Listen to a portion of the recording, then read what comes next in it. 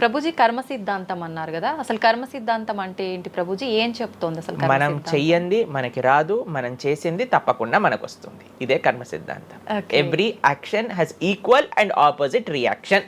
Okay okay. ఇలా అయితే ఈ లా ఉందో అదే కర్మ సిద్ధాంతం. అంటే నువ్వు చేసింది ఏదైనా సరే ఆ యొక్క ఫలితం నుంచి తప్పించుకోలేవు. తర్వాత ఏదైతే నువ్వు చేసావో దాని నుంచి తప్పించుకోలేవు. మంచైనా చెడైనా మొన్న అయింది నీకు ఈ రోజు వస్తుంది, ఈ రోజు చేసిన దానికి రేపు వస్తుంది. ఇదే కర్మ సిద్ధాంతం అంటే. కాబట్టి ఎప్పుడు ఇది మన మనసులో ఉండాలి. అరే ఈ రోజు నాకు ఏదన్నా బాధ ఉంటే నేను ఏదో చేశానేమో, కాబట్టి ఏదో చేశాము అయిపోయింది, ఈ రోజు ఈ కష్టం వచ్చింది, కృష్ణ నువ్వు నాకు శక్తినివ్వు ఈ కష్టాన్ని ఎదుర్కోవడానికి. ఇప్పటి నుంచి నేను ఇలానే మంచిగా ఉంటాను, ఎప్పుడూ అధర్మం వైపు వెళ్లకుండా ఉంటాను, స్వామి నువ్వే రక్ష అని ఆ ధర్మ చింతన ముందుకు తీసుకెళ్ళటం. ఇప్పుడు కానీ మనం ఆ ధర్మ సంకల్పం చేసుకుంటండి రేపటి రోజున. మరి చాలా మంది అంటే రేపు ఎవరు చూసారో లేదో, అయ్యా రేపు ఎవరు చూసారో లేదో అని కానీ మీ పిల్లవాడు చెప్పి నేను ఇప్పుడు కష్టపడను, రేపు నాకు ర్యాంక్ వచ్చాక నాకు ప్లేస్మెంట్ వస్తుందో లేదో నాకేం గ్యారంటీ ఉంది కాబట్టి నేను చదవను అన్నాడు అనుకోండి, ఏం చెప్తారు మీరు? నాన్న నువ్వు ప్లేస్మెంట్ గురించి బాధపడకు, ఫస్ట్ నీ కర్తవ్యం చదవటం నువ్వు చదువు, దాని తర్వాత నీకు వస్తే వస్తుంది, నీ జీవితం సెటిల్ అవుతుంది. అంతే కదండి. మనం కూడా లేదు రేపు ప్రొద్దున ఎవరు చూశారు స్వర్గాన్ని నరకాన్ని కాబట్టి నేను ఇప్పుడు ధర్మాచరణ చెయ్యను అని అంటే మీ పిల్లవాళ్ళు కూడా ఎక్కడైతే చదవను అని అంటారో అలానే మనం కూడా తయారవుతాం. చాలా మంది అండి పెద్దవాళ్ళు పిల్లలకి మాత్రం మంచి నీతులు చెప్తారు, కానీ వాళ్ళ దగ్గరకు వచ్చేసరికి వాళ్ళు ఆచరించడానికి రెడీగా ఉంటారు అనమాట. కాబట్టి మీరు ఒక్క విషయాన్ని ఆలోచించండి, మీరు ఏం చెప్తున్నారో అది మీరు ఫాలో అవుతున్నారా? పెద్దలు ఫాలో అవుతేనే అది పిల్లలు ఆచరిస్తారు, లేకపోతే ఆచరించరు. పిల్లలకి స్కూల్ ఎలానో మనకి భగవంతుడి యొక్క సృష్టి చేసిన ఈ ధర్మం అలాంటిది. కాబట్టి ఈ రెండిట్లో మనం చాలా జాగ్రత్తగా ఉండాలి. ప్రభుజీ చాలా మంది ఏ పని చేయాలన్నా కూడా ముందు వెనక ఆలోచించి ప్రతిదీ జ్యోతిష్యాన్ని పట్టి దాని ప్రకారంగానే పనులు చేస్తూ ఉంటారు. నిజంగా జ్యోతిష్యాన్ని నమ్మొచ్చు అంటారా? జ్యోతిష్యం 100% కరెక్టే, కానీ జ్యోతిష్యాన్ని నువ్వెంత సీరియస్గా తీసుకోవాలి అది ఆలోచించాల్సిన విషయం. జ్యోతిష్య శాస్త్రం అది, శాస్త్రం ఎప్పుడూ కూడా కరెక్టే, కానీ మనకి ఎంత అవసరం అది. ప్రతిరోజు ప్రొద్దున లేవంగానే రాశి ఫలాలు ఏమైపోయాయి అని కొంతమంది చదువుతూ ఉంటారు. ప్రతి చిన్న విషయానికి ఈ రోజు ఏమైంది, ఈ రోజు ఎలా ఉంది, ఆ రోజు ఎలా ఉంది, సండే పేపర్లో వచ్చింది, ఇంకా ఈ వారం ఎలా ఉండబోతుంది, ఇవన్నీ నీకు అవసరం లేదయ్యా. నువ్వు ధర్మాచరణ చెయ్యి, భగవంతుడి పట్ల నమ్మకం పెట్టుకో, ఆయన చూసుకుంటాడు.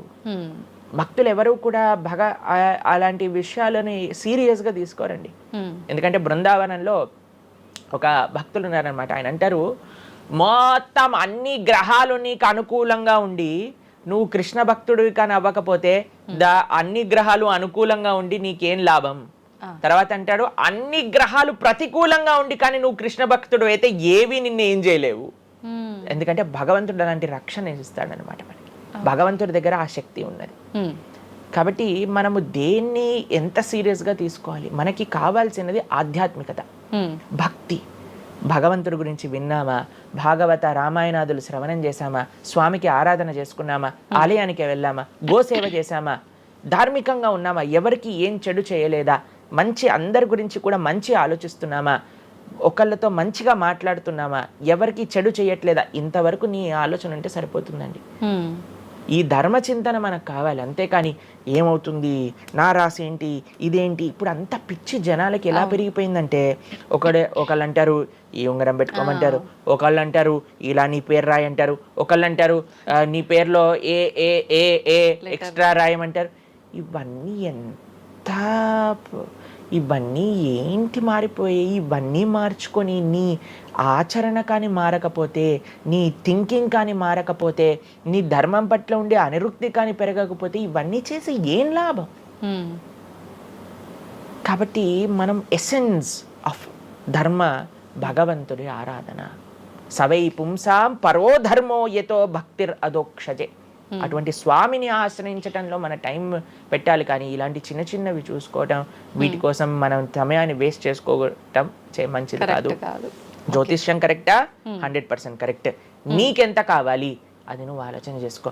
పెళ్లి చేసుకోవాలి, గృహ ప్రవేశం చేసుకోవాలి, ఏదైనా పెద్ద పెద్ద ఉంటే అప్పుడు మీరు చూడాలి ముహూర్తం, వివాహం చేసుకోవటం కానీ లేదా ఏమంటాం మన గృహ ప్రవేశాది పెద్ద పెద్ద కార్యములకి చూసుకొస్తారు. ప్రతిరోజు, ప్రతి క్షణం, ప్రతి వారం, ప్రతి నెల చాలా మందికి పొద్దున్నే చూడండి అసలు రోజు గడవదు.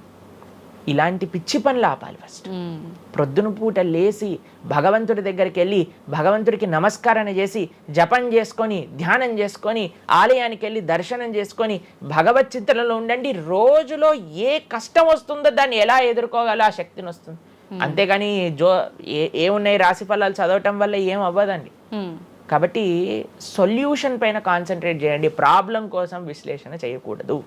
ఓకే ప్రభుజీ, చాలామంది ఇంట్లో నెగిటివ్ ఎనర్జీస్ ఉన్నాయి, దయ్యాలు తిరుగుతున్నాయి, లేదంటే ఎవరైనా ఒక పర్సన్కి దయ్యం పట్టింది అని చెప్పి చాలామంది ఎవరు ఇట్లా పంతుళ్ళు అట్లాంటి వాళ్ళ దగ్గరికి, మాంత్రికుల దగ్గరికి తీసుకెళ్ళడము, వాళ్ళు వదిలిస్తారని చెప్పటము, ఆ దయ్యం వీళ్ళని చాలా పీడిస్తుంది అని చెప్పడం, ఇలాంటివి చాలా వింటుంటాము సహజంగా.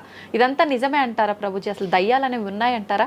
ఆత్మలు, దయ్యాలు ఇవన్నీ ఉన్నాయండి, అది లేవు అని చెప్పలేము. ఉన్నాయి తప్పకుండా.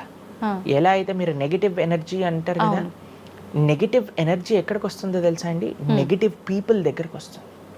ఎవరైతే ఎమోషనల్గా, ఎవరైతే స్పిరిచువల్గా, ఎవరైతే ఫిజికల్గా వర్నలబుల్గా ఉంటారో వాళ్ళ దగ్గరకు వస్తుంది. ఎవరైతే ఇంట్లో భగవద్ ఆరాధన ఉండదో, పూజ రూమ్లో ఏమీ లేకుండా చాలామంది ఇప్పుడు మాకు చాలా విచిత్రం అనిపిస్తుంది కొన్నిసార్లు. మాకు ఈ ఇంటర్నెట్లో వీడియో చూసినప్పుడు వీళ్ళు చర్చ్లో ఉండే వాళ్ళందరూ దయ్యాలను వదిలిస్తూ ఉంటారనమాట. మాకు చాలా ఆశ్చర్యం ఏంటంటే వీళ్ళకే ఎందుకు దయ్యాలు పడుతున్నాయి అని. కాబట్టి ఎందుకు దయ్యాలు ఎవరైతే పర్సనాలిటీస్లోకి వెళ్తాయో తెలుసండి? ఎవరైతే క్లీన్లీనెస్ మెయింటైన్ చేయరో, ఓకే, ఎవరైతే సమయానికి స్నానం చేయటం కానీ, సమయానికి శుచిగా శుభ్రంగా ఇల్లు శుభ్రంగా ఉంచుకోవటం కానీ, దేవాలయంలో భగవంతుడి యొక్క మూర్తులకి చక్కగా ఆరాధన చేసి ధూపం, దీపం, నైవేద్యం, తోరణం, ఉత్సవాలు, పండగలు, యజ్ఞాది యాగాదులు ఇవన్నీ ఉన్న చోట ఎప్పటికీ నెగిటివ్ ఎనర్జీ అనేది ప్రవేశించలేదు. ఓకే. కానీ ఎక్కడైతే జనాలు డిమ్గా, డల్గా, ఎటువంటి వైబ్రెన్స్ లేకుండా ఎప్పుడు ఎమోషనల్ వర్నలబుల్గా బాధల్లో ఉంటూ, ఏ ఆధ్యాత్మికంగా లేకుండా, ఇల్లంతా గందరగోళంగా చెత్త చెదారంతో, ఎప్పుడైనా సరే ఫ్రెష్ ఫుడ్ కాకుండా స్టేల్ ఫుడ్, బయట సోర్స్ తెలియని ఫుడ్ వాటిని తినటం వల్ల అలాంటి మెంటాలిటీస్, అలాంటి నెగిటివ్ ఎనర్జీ ఈజీగా ఇటువంటి నెగిటివ్ ఎన్వైరన్మెంట్లోకి వచ్చేస్తుంది అనమాట. ఓకే. కానీ ఎప్పుడైతే మనం వైబ్రెంట్గా భగవన్నామ చక్కగా బొట్టు పెట్టుకొని చక్కగా మంచిగా సాంప్రదాయంగా రెడీ అయ్యి, చీర సాంప్రదాయం, మన సాంప్రదాయం మన చీర అండి. భారతీయత మగవాళ్ళైతే ధోతి కుర్తా, ఇంతకుముందు ఉండేది శిఖ. ఎంత చక్కగా బొట్టు పెట్టుకొని చక్కగా అలంకరణ చేసుకొని ఇంట్లోకి వెళ్ళంగానే అసలు ఆ ధూపం యొక్క సువాసన వచ్చి చక్కగా పసుపచ్చతో మన గడప నుంచి స్టార్ట్ చేస్తే పైన తోరణం, కింద ముగ్గులు.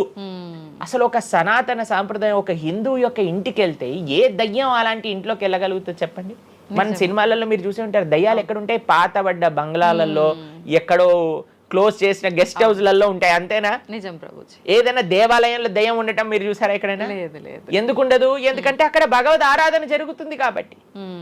ఏ ఇంట్లో అయితే నిరంతర భగవద్ ఆరాధన ఉంటుందో, ఏ ఇల్లు అయితే వైబ్రెన్స్ గా ఇంటి బయట ముగ్గు నుంచి ప్రారంభమై ఇంటి లోపల దేవాలయంలో దీపము నిరంతరము కూడా ఉంటుందో, భగవద్ ఆరాధన జరుగుతుందో, భగవన్నామ జపం జరుగుతుందో, శాస్త్రాన్ని పారాయణ చేస్తున్న విష్ణు సహస్రనామం, హరే కృష్ణ మహామంత్ర కీర్తన, యజ్ఞము, యాగము, ఉత్సవాలు చేస్తూ, అటువంటి ఇంట్లో అటువంటి వ్యక్తులకి ఎప్పుడూ రాలేదండి.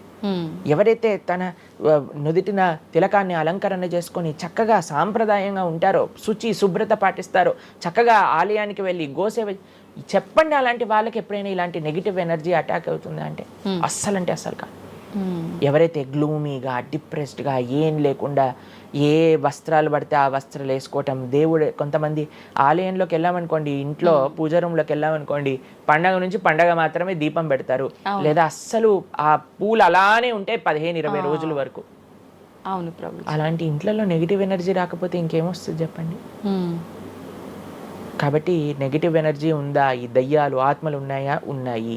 ఎవరి దగ్గరికి వెళ్తాయి? అటువంటి మెంటాలిటీ ఉన్న వాళ్ళ దగ్గరికి మాత్రమే వెళ్తాయి. ఓకే. మనం కానీ ఎప్పుడైతే మనకి రక్షణ, అందుకే మనం తులసి మాల వేసుకుంటాం. తులసి మాల ఇప్పుడు చూడండి మేము నరసింహ కవచాన్ని ధరించామన్నమాట.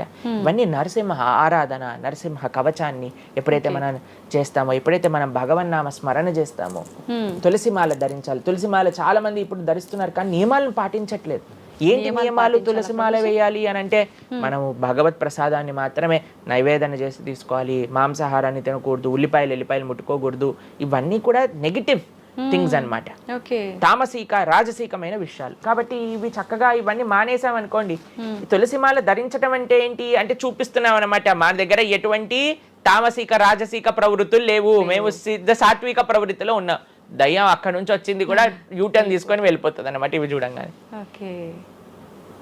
కాబట్టి అది చాలా ముఖ్యం. ఎప్పుడైతే మన ఆచరణ బాగుంటుందో, ఎప్పుడైతే మనం ధార్మికంగా ఉంటామో, ఎప్పుడైతే భగవద్భక్తులై ఉంటామో, ఏ నెగిటివ్ ఎనర్జీ మనల్ని ఏం చేయలేదు. ఓకే, మొత్తానికి ఉన్నాయి దయ్యాలు, ఉన్నాయి, జాగ్రత్త. మనం మంచిగా భక్తి పరంగా ఉండండి, ధార్మికంగా ఉండండి, చక్కగా ధర్మాచరణ చేయండి, మీకేం భయం లేదు. కానీ ఎక్కడైతే ఇవన్నీ జరగవో అక్కడ ఉంటాయి. అందుకే ఆధ్యాత్మిక మార్గంలో నడవాలి అందరం కూడా. కృతజ్ఞతలు ప్రభుజీ, నిజంగా చాలా మంచి మంచి విషయాలు తెలుసుకుంటున్నాం మీ ద్వారా. ఇంకా ఇంకా తెలుసుకోవాలని కోరుకుంటున్నాం. ధన్యవాదాలు ప్రభుజీ. హరే కృష్ణ. హరే కృష్ణ.